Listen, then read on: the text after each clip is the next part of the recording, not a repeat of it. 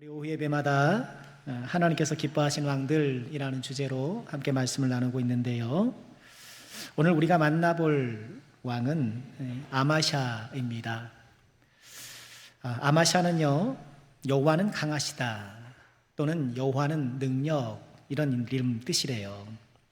우리가 지난 주일에 보았던 요아스의 아들입니다. 그림 준비되어 있나요? 유대왕 연대표 첫 번째 그림 한번 보여주실까요? 우리 지난 주일에도 함께 보았던 그림이긴 합니다만, 네, 다음에 볼게요. 지난 시간에 우리가 보았던 것, 요아스 왕이 아달랴의 피해 숙청에 살아남았잖아요. 7년 동안 성전에서 몰래 여호야다가 길렀고 7살이 되었을 때 이제 왕으로 옹립하고 아달랴를 무찌르고 다윗의 혈통을 왕으로 이어갔지요. 그러나 요아스는 여호야다의 생존 때에는 여호와 앞에서 정직하게 행했지만 여호야다가 죽고 난 후에는 그만 변질되고 말았죠. 아세라 목상과 우상을 섬기기 시작했어요. 무엇보다 이런 요아스의 악행을 강하게 질책했던 여호야다의 아들 스가랴, 선지자와 이름이 동명이인인데요, 여호와의 성전 뜰 안에서 여호야다의 아들을 죽여요. 여호야다가 어떤 사람이에요? 7살까지 성전에서 본인을 키워줬죠. 7살 때 왕이 되도록 했죠. 그가 왕장을 펼쳐나갈 때 여기서 그 신앙적 조언을 아껴주지 않았던 이런 아버지 같은 존재잖아요. 이런 여호야다의 아들 스가랴를 죽이는 만행을 저질러요. 결국 이 일로 인해서 요아스는 신하들에 의해서 죽고 마는 비참한 결과를 맞게 돼요. 참고로 남유다에 20명의 왕들이 있는데요, 신하나 반역자에 의해서 죽임을 당한 왕들이 3명이에요. 요아스, 아마샤, 아몬. 오늘 아마샤도 등장하는데 이렇게 3사람인데 요아스는 이런 불행한 사례의 첫 번째 당사자가 된 것이죠. 아마샤는요, 25살에 아버지를 이어 왕이 되었고요. 자, 그의 행적을 우리가 함께 살펴보면서 교훈을 나누고 싶은데요. 이 아마샤의 행적을 보면 역대하 25장에서 소개하는 것을 보면 2가지 선정과 2가지 실패가 관찰이 돼요. 첫 번째 선정은요, 감정이 아닌 말씀을 따랐다는 거예요. 감정이 아닌 말씀을 따랐다. 왕위에 오르니까 무엇부터 하겠어요? 아마샤가 아버지를 죽인 그 신하들을 처벌하겠죠. 그렇지 않겠습니까? 우리 역사에서도 그런 걸 자주 보게 되는데요. 부왕을 죽인 신하들을 처벌하는데, 그러나 감정을 앞세우기보다는 하나님의 율법이 정해진 경계선 안에서 그 일을 해요. 오늘 우리가 읽은 말씀이 그것을 소개하는데요. 다시 보실까요? 3절에 그의 나라가 굳게 섬에 그의 부왕을 죽인 신하들을 죽였다. 그들의 자녀들은 죽이지 아니하였으니 이는 모세의 율법책에 기록된 대로 함이라. 곧 여호와께서 명령하여 이르시기를 자녀로 말미암아 아버지를 죽이지 말 것이요 아버지로 말미암아 자녀를 죽이지 말 것이라. 오직 각 사람은 자기의 죄로 말미암아 죽을 것이니라. 이른바 연자제를 허락하지 않거든요. 자기 죄의 책임을 질 일이지 그것으로 인해서 가족들에게 해하는 것을 하나님께서는 금하셨단 말이죠. 조선시대는 안 그렇잖아요. 영모를 일으키면 3족을 또는 9족을 멸하잖아요. 그런데 하나님께서는 관대하게 자기 죄의 책임만 짓게 하셨었는데요. 최근에 보니까 어떤 연예인이 증조부를 자랑하다가 보니까 증조부의 친일 행각이 이렇게 드러나는 바람에 아주 곤욕을 치르더라고요. 연자제는 안 되죠. 그러나 그런 역사를 올바로 좀 바라보고 또는 거기에 자숙하는 것도 필요할 수 있겠고요. 근데 우리가 그 후손이 무슨 죄가 있겠습니까? 후손이 뭐가 죄가 있겠어요? 우리가 잘 구분할 필요가 있는데요. 조선의 역사도 보면 연산군의 갑자사와 이런 거 보면 우리가 드라마로 보내서 보내잖아요. 어머니 패비윤 씨가 그렇게 폐위되고 사사된 것 때문에 얼마나 많은 사람들을 죽여요. 그 어머니 패비윤 씨가 무슨 잘못을 성종왕의 얼굴에 손톱 자국을 낸 것 아닙니까? 그러니 폐위가 돼가지고 사사대기에 이르렀는데, 물론 그 배경에는 정치적인 암투가 있었겠죠. 이 연산군이 왕이 돼서 그 엄마가 그렇게 비참하게 죽었다는 것을 알게 되니까 아버지 성종의 후궁 엄씨와 정씨를 때려 죽이고, 그리고 거기 아들들도 다 귀양 보내서 죽이고, 그때 적극적으로 참석했던 사람들 싹 죽이고, 말리지 않고 방관했던 사람 싹 죽이고, 가족도 싹 죽이고, 연산군의 피바람 부른 거예요. 심지어는 그 당시에 이미 죽었다고 하면 부관참시하잖아요. 관에서 꺼내가지고 그 부관참시 당한 사람이 한 명이 아닙니까? 이처럼 아마샤는 아버지를 죽인 사람들에 대한 복수를 하기는 했으나 감정을 따르기보다는 하나님 말씀 앞에 멈춰설 수 있었던 거예요. 이거 우리가 꼭 본받아야 될 부분이 아닐 수 없죠. 우리가 참 휩쓸리기 쉬운 것이 감정이잖아요. 한번 감정이 이렇게 확 바람을 일으키면 주체하기가 어려워요. 아무리 점잖고 내가 평상시에 신앙생활을 착실히 했다 하더라도 감정이 우리의 마음의 표면을 뚫고 팍 폭발하는 순간에는 걷잡을 수 없는 상황으로 번지는 경우가 많아요. 여러분은 어떤 편이신가요? 성숙한 사람은 감정을 다스릴 줄 알잖아요. 잠언 26장 32절에 이런 말씀을 하셔요. 노하기를 더디하는 자는 용사보다 낫고 자기의 마음을 다스리는 자는 성을 빼앗는 자보다 낫다. 노하기를 더디하는, 즉 자기 마음을 다스릴 수 있는 사람은 성을 빼앗는 자보다 낫다는 거예요. 세상은 그렇지 않잖아요. 성을 빼앗는 사람을 칭송하잖아요. 야, 저 사람 저런 걸 차지하네. 야, 저런 성공의 성을 차지하네. 야, 저렇게 물질을 차지하네. 이 성을 차지하는 사람들을 다 부러워하지만 아니라는 거예요. 자기 마음을 다스릴 줄 아는 사람이 그런 사람보다 훨씬 더 훌륭한 사람이다. 우리 하나님께서는 그렇게 보고 계신다는 거예요. 우리의 마음을 다스리되 분노의 마음을 다스릴 줄 아는, 특히나 우리의 혈기를 다스릴 줄 아는 것이 성숙한 신앙의 지표라는 것을 우리가 잊지 말아야 되겠고요. 그래서 우리가 꾸준한 훈련이 필요한 것 같아요. 감정보다 말씀을 앞세우는 훈련. 앞세우는 훈련. 감정이 막 폭발적으로 솟아오르려고 할 때 그것을 내가 좀 참고 물러설 줄 아는 훈련. 또 우리는 쌓여진 분노를 좀 흩어버릴 수 아는 그런 훈련도 필요하지 않나 싶어요. 우리 분노는 누적되기 쉬우니까. 그런 것 가운데 하나가 저는 이런 말이 아닌가 싶어요. 그럴 수도 있지. 그럴 수도 있지. 뭔가 상황이 혹은 사람이 나의 감정을 압박하고 나의 감정을 분출시키는 그런 요인으로 작용할 때 그럴 수도 있지. 한마디 하는 것이 내 마음에 산소를 공급하고 여유를 가져다주는 하나의 표현이 아닐까. 우리 다 같이 해볼까요? 그럴 수도 있지. 그럴 수도 있지. 아마샤의 두 번째 선정을 살펴보면 득실이 아닌 말씀을 따르는 모습도 볼 수 있어요. 자, 오늘 우리가 읽진 않았습니다만 이어지는 이 역대하 25장 내용을 쭉 살펴보면 아마샤의 어떤 행적이 계속 차례로 소개되는데 이제 에돔하고 전쟁을 하게 돼요. 전쟁의 원인까지는 성경이 밝히지 않는데 에돔과 전쟁을 하는데 그 전쟁 준비를 아마샤가 이렇게 해요. 5절 볼까요? 아마샤가 유다 사람들을 모으고 그 여러 족속을 따라 천부장들과 백부장들을 세우되, 천부장 백부장이 조직을 강화하는 거죠. 조직을 강화하고 유다와 베냐민을 함께 그리하고 20세 이상으로 계수하여 창과 방패를 잡고 능히 전장에 나갈 만한 자 30만 명을 얻었다. 30만 명의 대군을 딱 정비하면서 이제 에돔과의 전쟁을 준비한 거예요. 그런데 좀 부족했다고 생각했던 것 같아요. 이어지는 6절 보면 또 은 100달란트로 이스라엘 나라에서 큰 용사 10만 명을 고용했다.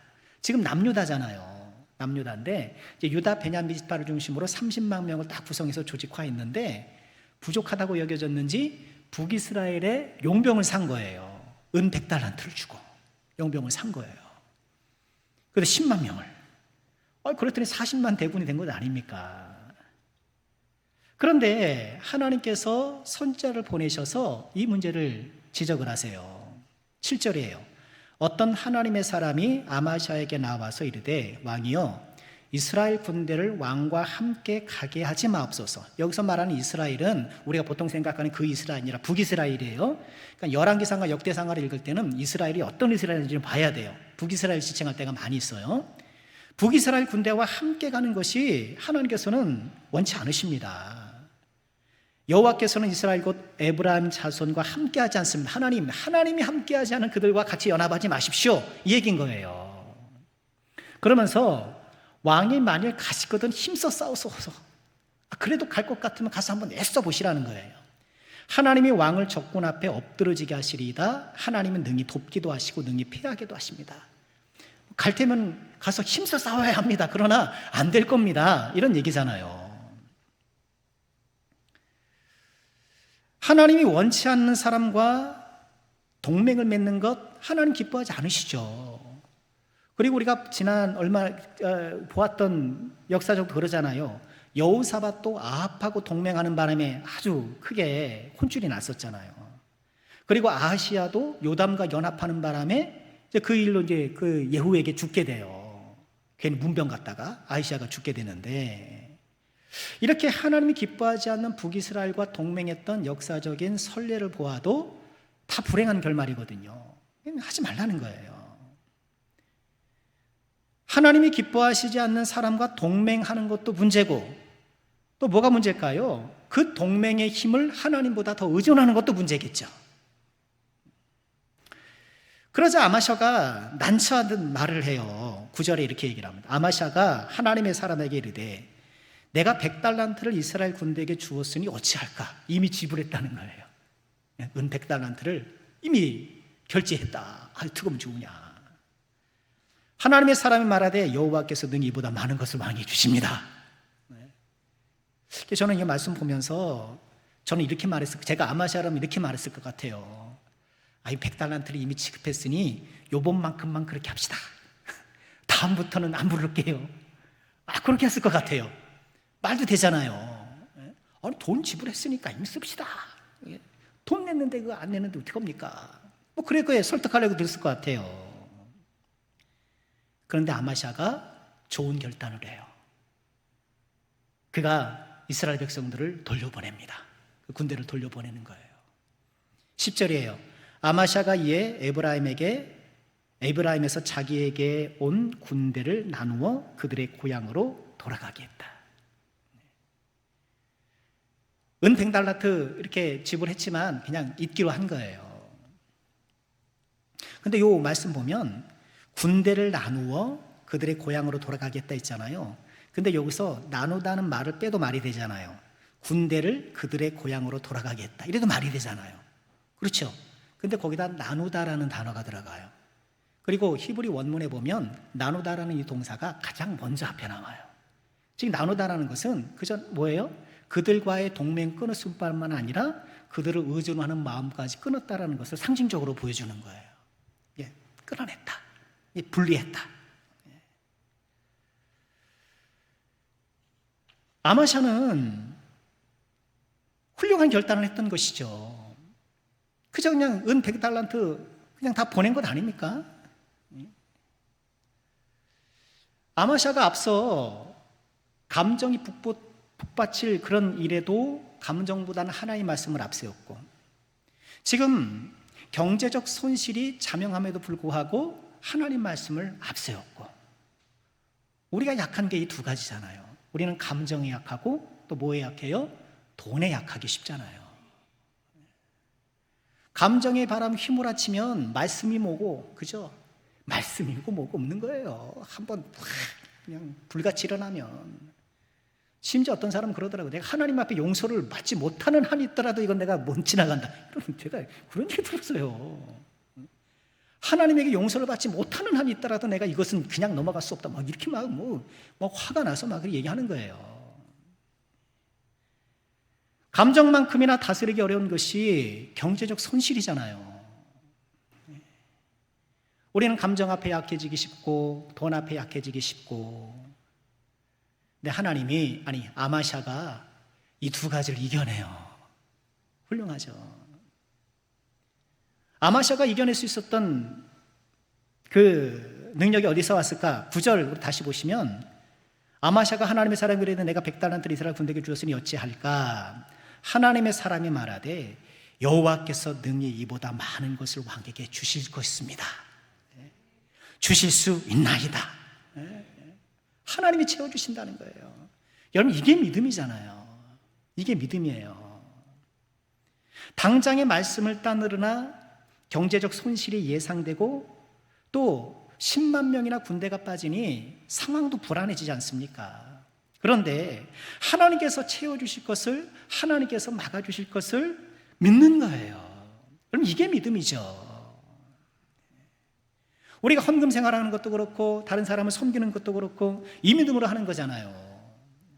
하나님께서 채워주심을 믿고 하나님의 말씀을 따라 우리가 순종하는 것인데, 우리 하나님께서 하나님의 자녀들이 하나님의 말씀을 앞세우느라 혹여나 손해보는 것이 있다면 반드시 채워주실 것이고, 혹여나 불안한 것이 있다면 반드시 막아주실 것이고, 이런 하나님의 역사를 꼭 믿으시고, 우리는 감정이나 또는 이런 경제적인 것들이나 다른 것들이 말씀을 뒷세우게 하고 그것이 우리 앞에 우리 이끌어온 상황이 생길 때에, 그때라도 우리는 항상 하나님의 말씀을 앞세우는 사람, 그런 믿음의 사람이 꼭 되기를 소망하고, 또 평상시에 이를 위해서 늘 기도하는 우리가 꼭 돼야 되겠습니다.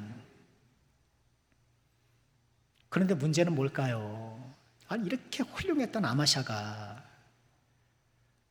그만 변하고 마는 거예요. 참 이스라엘 왕들이, 유다의 왕들이 다 그렇더라고요. 감정이나 경제적 이득보다 하나님을 앞세운 이 훌륭한 또 믿음을 보였지만 그게 오래가지 못하는 거예요. 유지가 안 돼요. 유다의 왕들이 여호와 앞에 정직하게 행했어도 변질되는 경우가 많아요. 우린 받은 은혜를 잘 간직해서 변화되어야 되잖아요. 근데 받은 은혜를 내가 잘 간수하지 못하고 오히려 변화되지 못하고 변질되는 그런 결과를 맞고 말아요. 아마샤가 두 가지 실패를 해요. 첫 번째는 세일 자손, 그 에돔의 후손이에요. 아까 에돔 전쟁을 했잖아요. 거기서 이겨요. 그렇게 말씀을 하고 이겼겠죠. 딱 이기고 1만 명이나 죽이는 그런 전과를 기록해요. 그런데 세일 자손이 이제 에돔 사람들이거든요.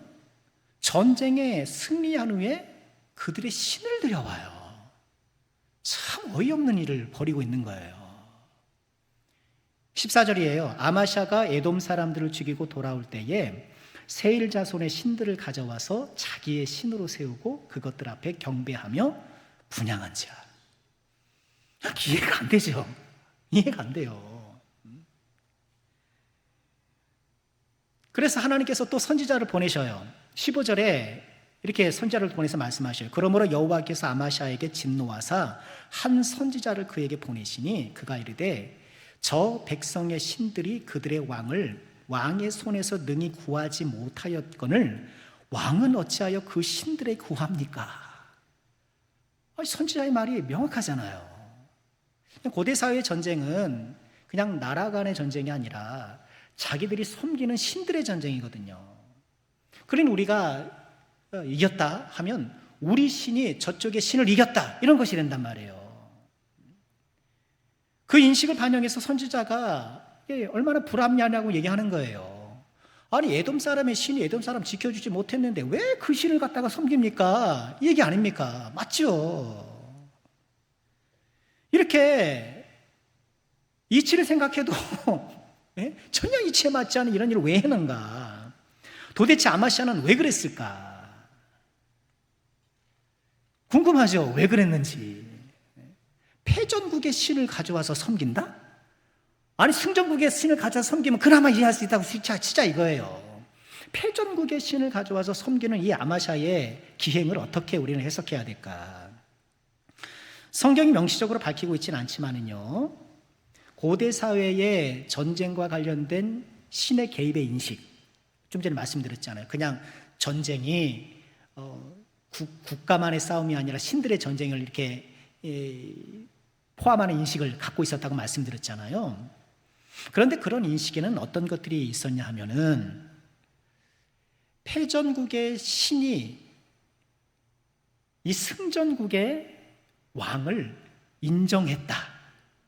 패전국의 왕이나 백성들을 버리고 승전국의 왕을 인정했다. 이런 인식도 있단 말이에요.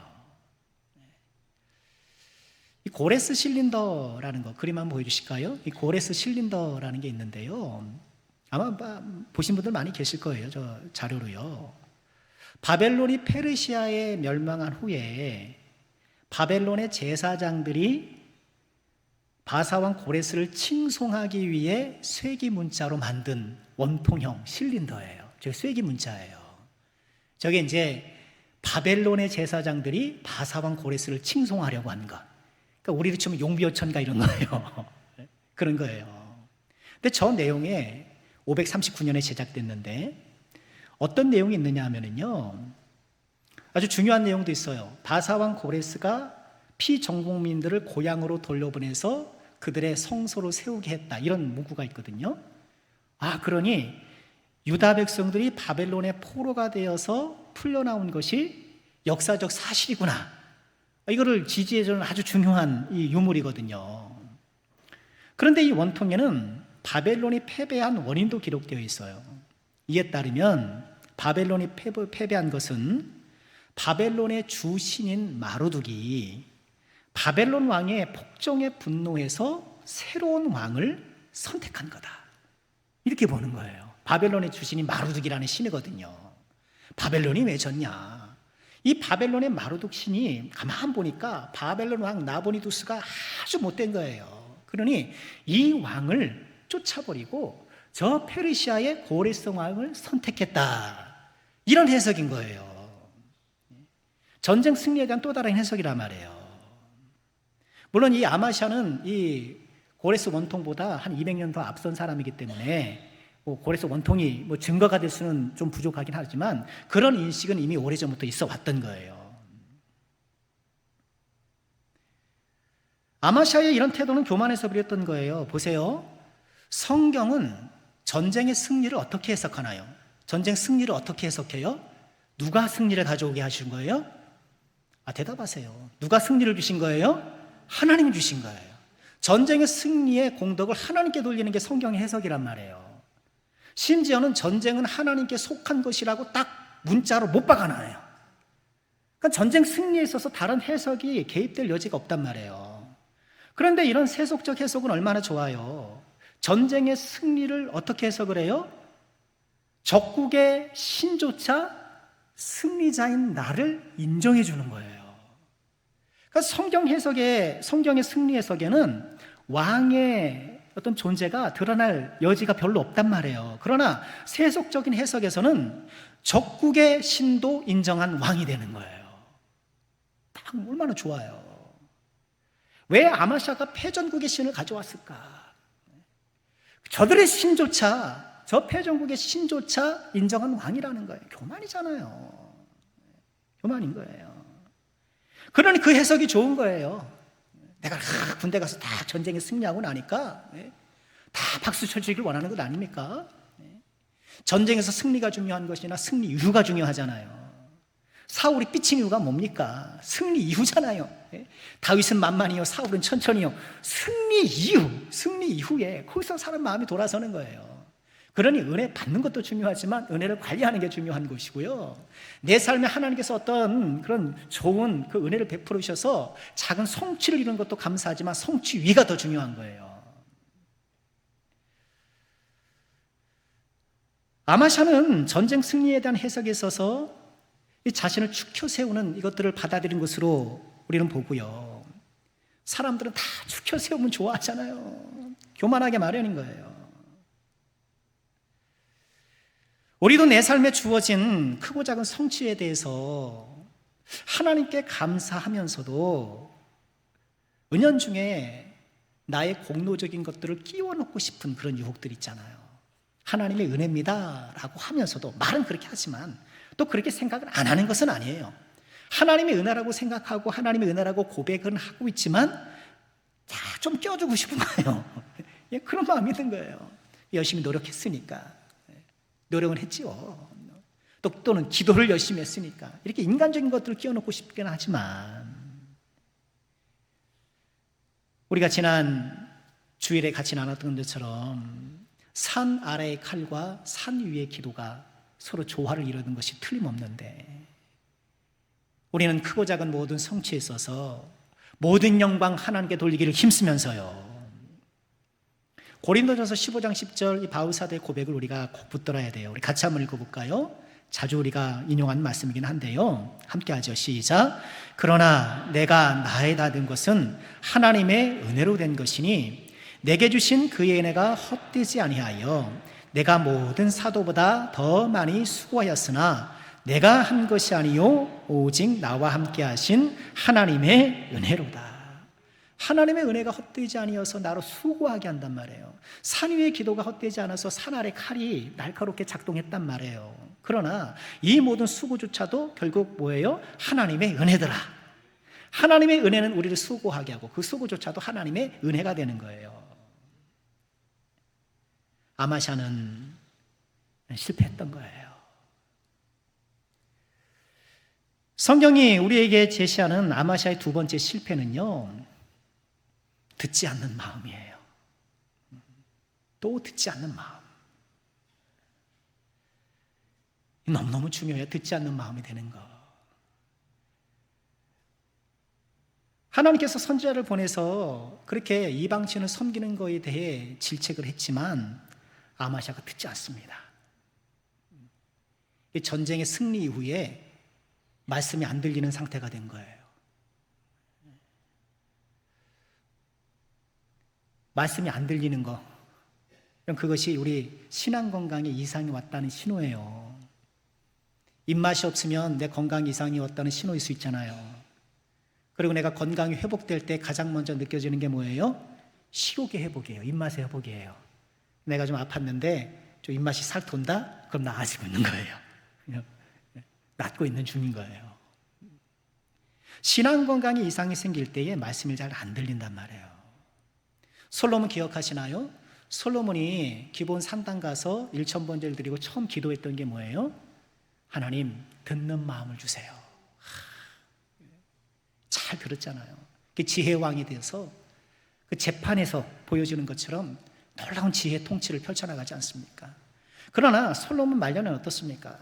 1000번제가 아니라 1000 후궁들과 놀아나고, 그러면서 뭐가 안 들려요? 하나님 말씀이 안 들리는 거예요. 하나님께서 2번이나 나타나서 그의 행적을 지적했지만 들리지 않는 거예요. 말씀 안 들려요. 오늘 아마샤도 그래요. 말씀이 안 들리기 시작하는 거예요. 하나님 말씀이 안 들리는 것뿐만 아니라, 자, 아마샤가 이 에돔 전쟁에서의 승리에 크게 도취돼 가지고 이제는 북이스라엘을 쳐들어가려고 그래요. 싸우려고 그래요. 북이스라엘과 왜 싸우려고 그랬을까? 네, 아까 말씀드린 것처럼 은 100달란트의 용병을 사왔잖아요. 기억하시죠? 대답 좀 해주세요. 기억하시죠? 100명을 100달란트로 고용을 했잖아요. 근데 그들을 돌려보내잖아요.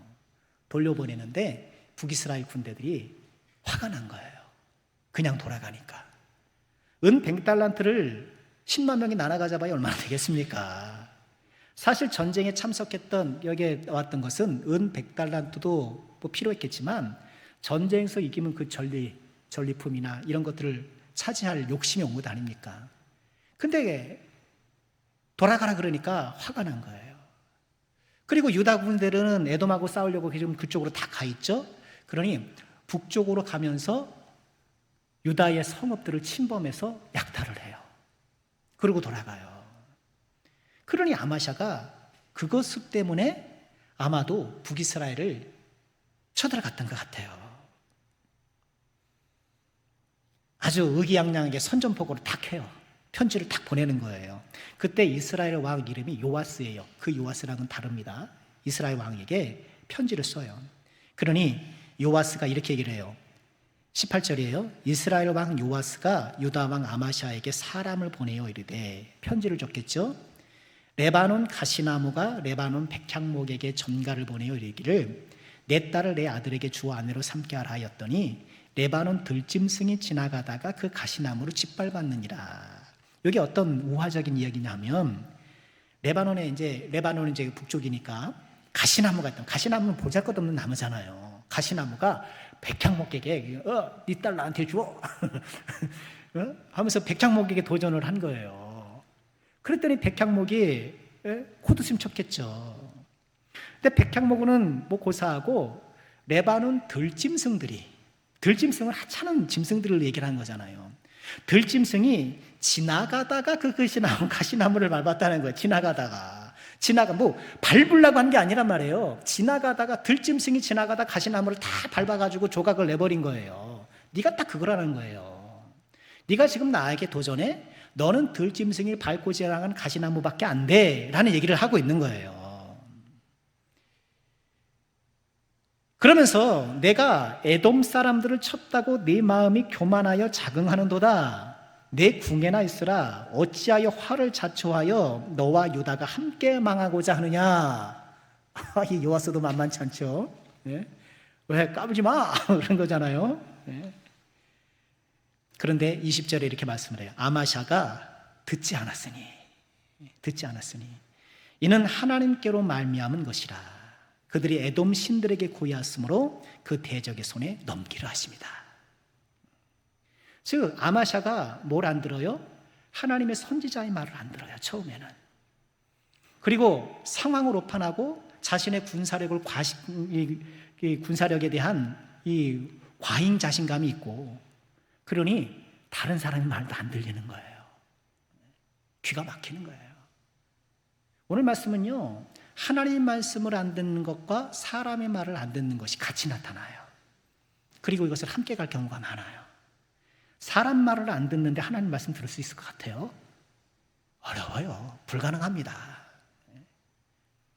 여러분, 여러분 그 아는 분들 중에, 지인 중에 그런 사람 있죠. 참 남의 말 안 듣는 사람 있죠. 예? 뭐라고 얘기를 하고 뭐라고 설득하고 뭐라고 그렇게 얘기를 해도 남의 말 안 듣는 사람 있습니다. 하나님 말씀 듣기도 어려워요. 사람 말도 안 듣는데 하나님 말씀을 어떻게 들어요? 아마사가 벽창호가 된 거예요. 하나님 말씀도 사람 말도 안 듣는, 그야말로 벽창호가 되고 말았던 거예요. 어떤가요? 우리는 좀 잘 듣는 사람인가? 어때요? 여러분 남편들이 잘 들으세요? 이 설교는 우리 남편이 들어야 되는데. 어때요? 여러분 아내들이 얘기를 잘 들어요?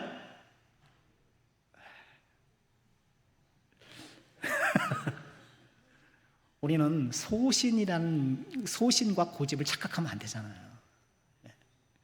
고집을 소신으로 자꾸 생각하는 경우가 있어요.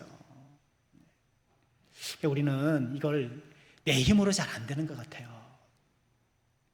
잘 들을 수 있는 마음을 주세요. 들을 수 있는 영혼의 귀를 열어주시고 또 육신의 귀를 열어주셔서 경청의 능력을 주세요. 그래야 하나님의 말씀도 들리는 거예요. 잘 남의 말 듣기 어려운 사람 누굴까요? 목사예요. 정말 그래요. 뭔가 진리를 선포한다는 어떤 입장이 있기 때문에 항상 본인의 말이 옳다고 생각하는 경향이 있을 수 있단 말이에요. 여러분 저를 위해서 기도해 주실 때 우리 이 목사의 귀가 활짝 열리고 마음이 열려서 하나님 말씀을 잘 귀담아 듣고 또 성도님들의 좋은 이 이야기도 잘 귀담아 듣는 목사가 되도록 여러분 꼭 좀 기도해 주시기를 부탁드려요. 결국 아마샤는 여호와를 버렸어요. 아니, 아마샤가 여호와를 버렸어요. 27절에 이렇게 기록합니다. 아마샤가 돌아서서 여호와를 버린 후부터 예루살렘에서 무리가 그를 반역하였으므로 그가 라기스로 도망하였더니 반역한 무리가 사람을 라기스로 따라 보내어 그를 거기서 죽였다. 아버지 요아스도 신하들에 의해서 이렇게 죽는 그런 불행한 결말을 맞았는데, 아마샤도 이처럼 반역한 무리에 쫓겨가다가 도망가다가 그만 죽고 마는 불행한 결과를 가져왔어요. 그 원인을 성경은 뭐라고 얘기를 해요? 여호와를 버린 후부터, 여호와를 버렸기 때문이라는 거예요. 아마샤에 대한 성경의 총평은 2절에 있다고 봐요. 같이 한번 읽어볼까요? 함께 하죠. 아마샤가 여호와께서 보시기에 정직하게 행하기는 하였으나 온전한 마음으로 행하지 아니하였더라.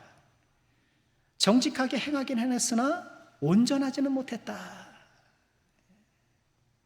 처음 하나님께 바로 세웠던 그런 감정도, 그런 경제적 손실도 감수할 수 있는 그런 든든한 믿음이었는데, 아니 어느 순간에서부터 그 든든했던 믿음이 교만으로 변질되면서 하나님 말씀을 듣지 않는 이런 지경에 이르렀고, 결국 불행한 상황으로 결말이 나고 말았던 거예요.